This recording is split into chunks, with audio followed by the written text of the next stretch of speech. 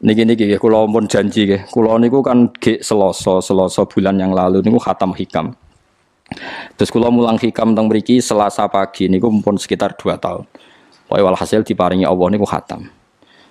Terus kula kepengin napa? Ngatami donga nu saniki mergi cara ulama tambah kathah tambah napa sae. Dadi ora usah sampean di perasaan ora melok ngaji kok melok khataman. Sing ngaji ya mbok paham ora ya ora roh. Sing ora ngaji pokoke ora roh padha ora roh, sing penting ditampa napa pangeran ngoten mawon. Dados kula gadah azam pokoke donga ngoten mawon nek donga ya ora usah tenanan ya apik ora ya apik. Mergo pangeran mesti napa pirsa. Jadi tenanan itu ikhlase, nak ndonga ora usah tenanan, sing tenanan apa? Mergi cara hikam niku termasuk ngeten. Hikam niku yang ngarang hikam niku jenenge Ibnu Athaillah As-Sakandari. Ini muridnya Abdul Abbas Al-Mursi. Abdul Abbas Al-Mursi niku muridnya Abdul Hasan apa? Asyadzili. Kula niku sinau hikam mulai riyen mun bertahun-tahun sampai sekarang. Tiap badhe tilem sering mau hikam. Jadi hikam termasuk madzhab ngeten. Tapi aja nut kados tiyang sing ora tau mlebu masjid wae aja nut iku wali. Nah kowe gawe-gawe. Nah kowe nglakoni ngono ben dadi wali wae ora mutu niku mboten alami. Hikam itu kalau berdoa itu sekali. Kula nu nate umroh 2009, terus haji 2013. Terus kemarin kula umroh malih tahun kemarin, baru ruwah kemarin. Niku kadang-kadang berkali-kali kalau itikaf teng multazam, tapi ora tau sida donga sampai sakniki.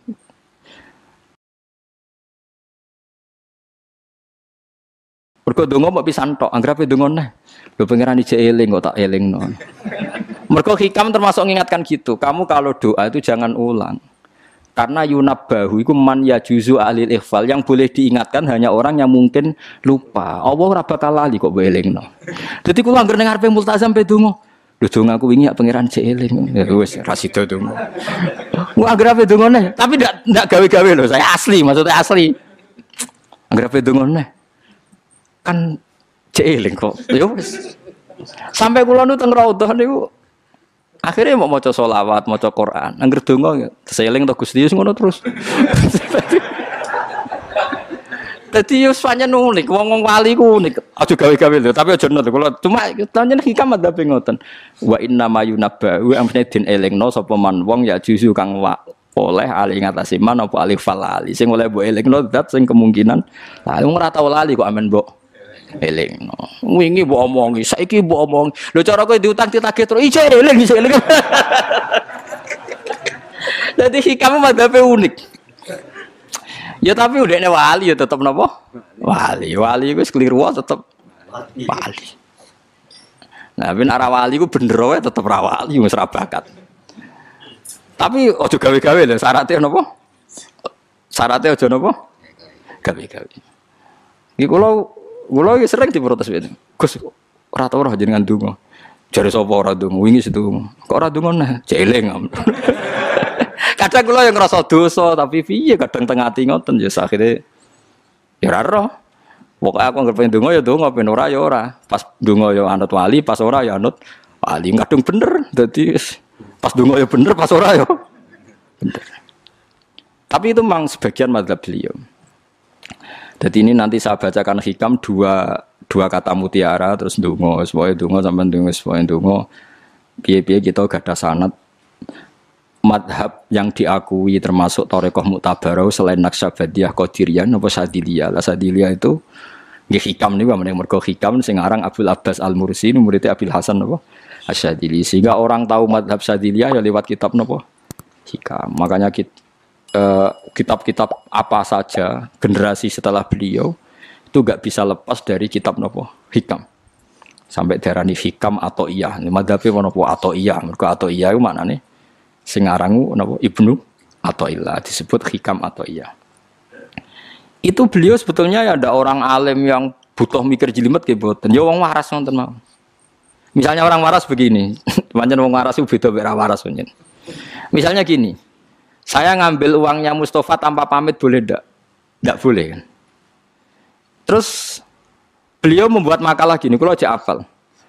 Mana aka antat da'iya mimma lil makhlukin Allah itu mencegah kamu, melarang kamu mengklaim barang yang tidak milik kamu.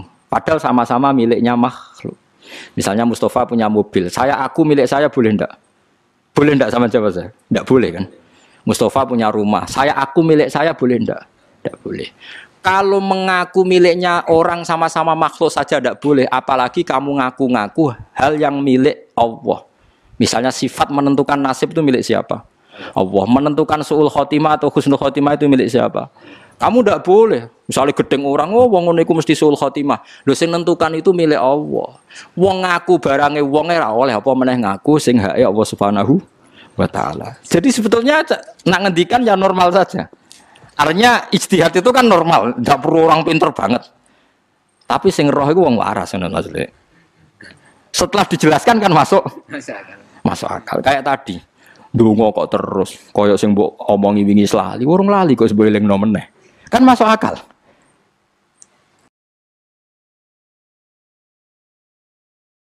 Tapi kok jangan anut aku, mergo wis asli, ora asli. Wong anut-anut kan mboten apa. Dadi ini kula waca kalih mawon nggih, kenangan kula ben dadi nggih kenangan kula napa makalah sanggeng napa hikam ya. Iki kula waca Arab ya mawon. Engko napa? Bismillahirrahmanirrahim. Kula nak maca malah bingung, biasa apalan malah maca. Jadi piyambake ngendikan mana aka antatta iya male salaka mimalil makhlukin afayubihu laka antatta iya wasfahu wa rabbul alamin. Di Allah ngelarang jenengan mengaku barang yang miliknya orang lain, apalagi ngaku-ngaku hak sing miliknya Allah Subhanahu wa taala. Sehingga kita ndak boleh misalnya maksud noti yang wong iku mesti celaka, nyelakano orang itu hak sinten? Hak ya Allah. Kowe ora usah GR sok ben mesti bener, iso wae saiki bener sok ben salah. Kamu juga enggak usah merasa salah, iso wae saiki kira saleh sok ben saleh. Ya sudah itu hak ya Allah, sudah ndak itu. Terus ngendikane beliau ini Ilahi kulama akhrosoni lu'mi antokoni karomuka. Gusti ketika saya didiamkan oleh kesalahan-kesalahan saya, antokoni karomuka, maka saya digerakkan oleh sifat lomane jenengan.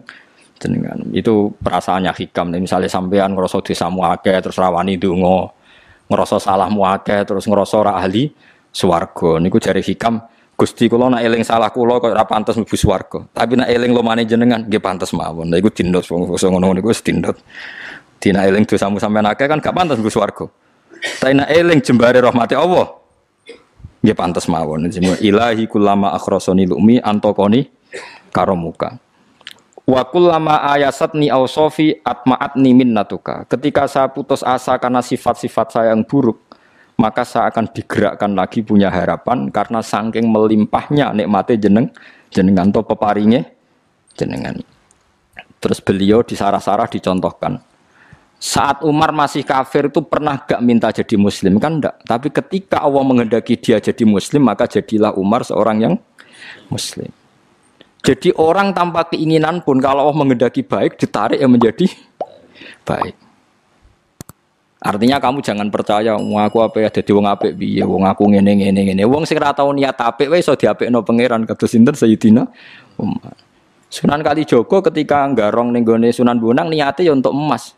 Niate wae elek, tapi ketika Allah ngersakno dadi apik ada takdir yang memandu dia jadi apik, bahkan dadi wali. Itu wakul lama ayasatni ausofi, ketika saya diputus asakan oleh sifat-sifat saya yang buruk, maka saya akan diharapkan lagi, diberi tomak, diberi harapan oleh banyak peparingin apa jenengan. Jadi intinya kalau suwun khasnya madhab Sadili itu melihat sisi positif.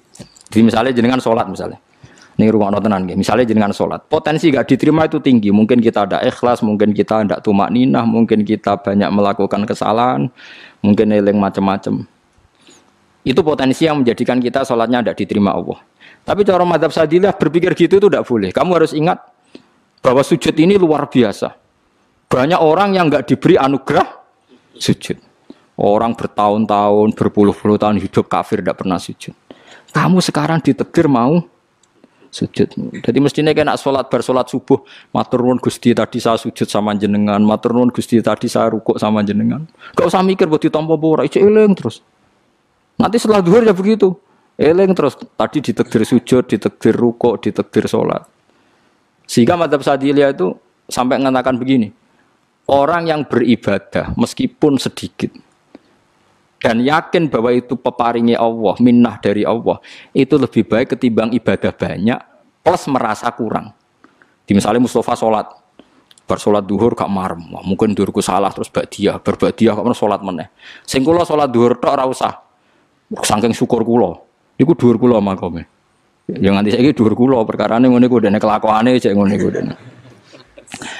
Karena ketika diberi pangeran ora marem. Kurangnya, tapi kurangnya niat elek. Kayak pangeran polisi, ngono pangeran ra nampa kurang ngene kurang. Pangeran ora di watak ngoten. Enggak terlalu prosedur ngger wong wis sujud niate apik yo apik.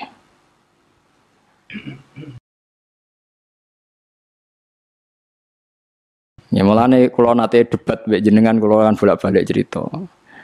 Sampai nak sujud itu untuk menjadi sah itu kan bathuk, tangan loro, dengkul loro, delamaan loro, sehingga harus sujud pada 7 anggota. Jadi menurut madzhab yang asoh, kalau sujud itu harus 7 anggota.